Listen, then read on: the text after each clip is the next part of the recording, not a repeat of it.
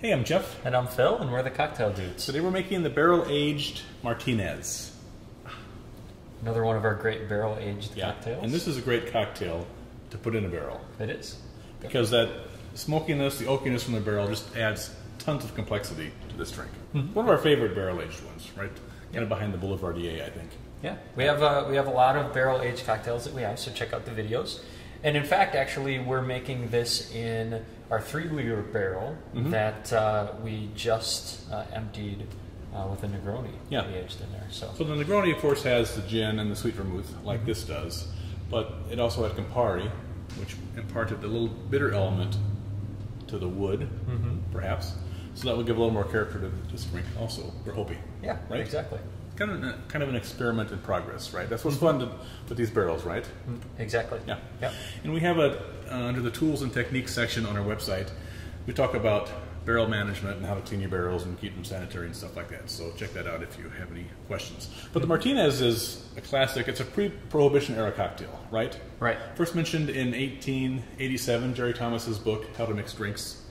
And back in that era, there wasn't London Dry type of gin. No, there wasn't. There was only 2 kinds. There was Old Tom. Yep.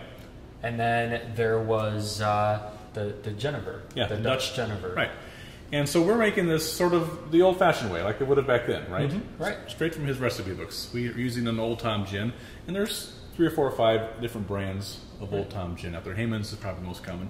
We're using the Ransom Old Tom gin, and that's a botanical, but not so botanical and sharp as the London Dry style gin. It's very smooth, well-balanced, a little sweeter. Right. It's a good gin. We serve that to people who say, I don't like gin, right? Right, Kind of exactly. like a gateway gin. It's like, oh, well, this is not so bad after all. Yeah. And then sweet vermouth, we're using the Carpano Antica, and Luxardo Maraschino liqueur, and some bitters. Yeah. And we're using Boker's bitters. That's what the original recipe called for. Right. I mean, half of that book, he calls for Boker's bitters. Very popular. And they're making them now, again, from the original recipe. But if you can't find that, we get ours at Kegelworks. Angostura bitters is a good substitute, right? It's very similar. Angostura is a little more Christmassy, clovey and such. Right. But it's fantastic in this cocktail. And you don't need to use Old Tom. If you use a London Dry style gin, that's okay. It'll make it a different drink, but it'll still be a nice cocktail. Right. All right? Let's begin. Let's make it.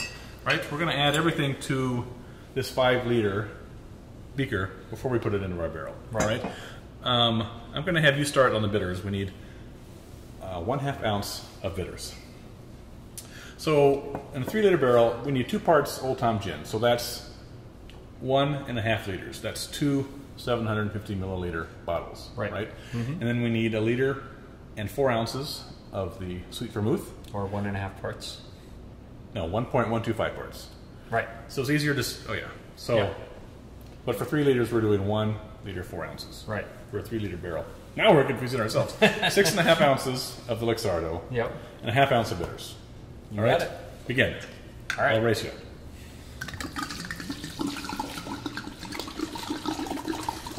Ah, that smells good. That does. Then I'll have you work on the Luxardo next. 6.5 ounces. 6.5 ounces, huh? Yes. I don't like to stick to the metric system.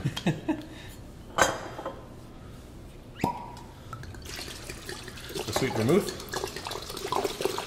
So there's 2 ounces of Luxardo. Oh no, I have the big thing over there. So. Oh, wow. Dude. Sorry. Now I just need 4 more. All right.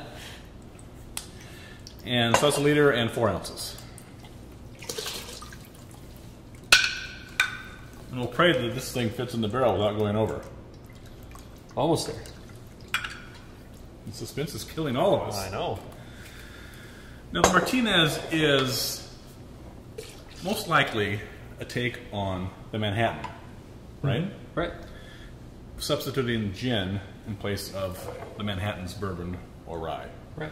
It's sort of like how the Negroni and the Boulevardier came about, right? Right. The Boulevardier was a tweak on the Negroni where they switched out the gin for bourbon. Right? That's kind of... Yeah. So that's probably how this evolved. I mean, no one knows for certain. And how the Martinez got its name is like even more of a mystery. And people have theories, but none of them really do I buy, so we're not going to even mention that. Pour this right into your barrel. Some people say it was named after a gold miner in San Francisco on his way to Martinez, California. That makes no sense. My guess is it's named after a person, you know, but that's lost to history pretty much. Nice. All right, there we go. It all fit.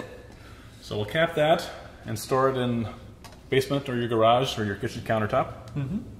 Yeah, and you'll start to notice a change with this in about 5 days of aging, but it's really going to hit its peak about 30 days. Yeah. And then that's when you can, bottle that up. Yeah. You can try from time to time just to see if you like it. You really can bottle it any time. But yeah, it's fun to watch it evolve. A larger barrel, like if you have a 10 or 20 liter barrel, it'll probably peak at 45 days because that takes longer with the less surface area per volume. Right. But sample it every other day. To do that, you want to just tap off about 4 ounces into a mixing glass, add some ice, stir it to chill, and then strain it into a coupe glass and garnish it with a lemon twist. Alternately, you can bottle it in these 6.5 ounce bottles that we use. Just fill up the bottle from the tap, cap it with a crown cap, throw it in the refrigerator, and you can bring it out and have a barrel-aged cocktail at any time, right? Mm-hmm. Yeah. So here's your delicious, fun, historic, barrel-aged Martinez. Enjoy. Cheers.